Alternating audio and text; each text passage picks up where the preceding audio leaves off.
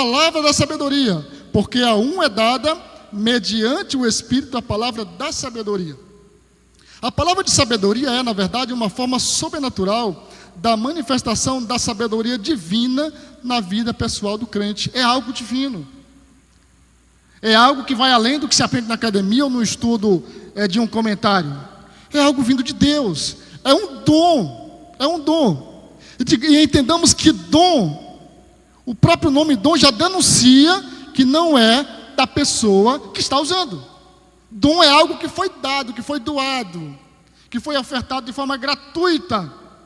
E assim são os dons do Espírito. Eles foram dados a cada um para servirem à igreja, mas eles não são da pessoa para que a pessoa use em favor próprio. Então, esse dom da sabedoria, ele é exatamente divino. A sabedoria provém exatamente de Deus e pode ser adquirida através da manifestação do Espírito e ensino da palavra de Deus. No Antigo Testamento temos vários exemplos da sabedoria divina, o de Salomão que mais sobressai. Nós temos também um exemplo aqui que é colocado na nossa revista, do Concílio de Jerusalém, no capítulo 15. A igreja estava iniciando e estava a todo vapor.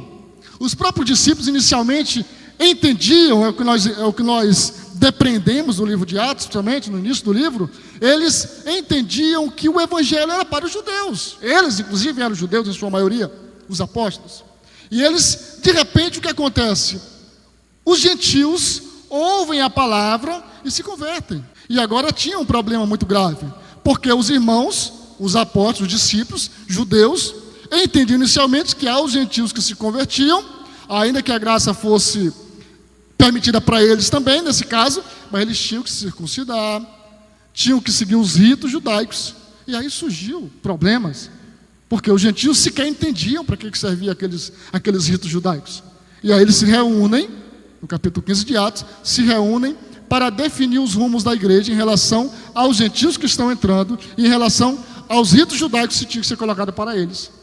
E aí, depois que eles discutem o assunto, vamos inclusive ver esse texto, Atos capítulo 15. Eles se reúnem para discutir o assunto, e em certo ponto, Tiago,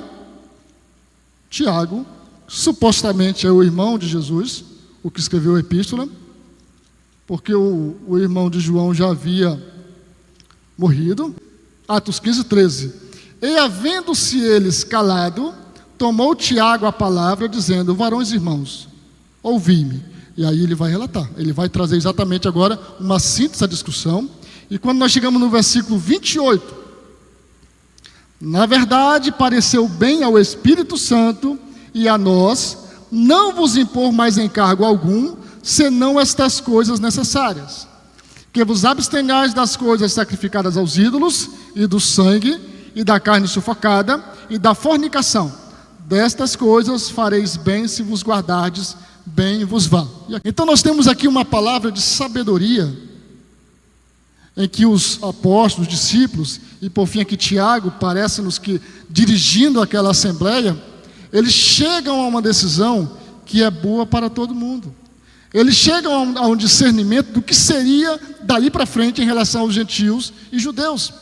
Outro exemplo é o de Marcos capítulo 12, versículo 17, quando chegam para Jesus, tentam colocá-lo numa encruzilhada sobre o tributo. E Jesus então, de forma maravilhosa, majestosa, diz: dai a César o que é de César.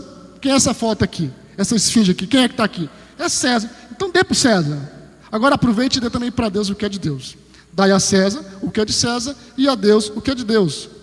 Algo espontâneo, na hora, né? Como dizemos por aí, na lata daqueles que estavam querendo apertar Jesus com uma pergunta que para Jesus aquela era uma pergunta que talvez nem merecesse resposta, né?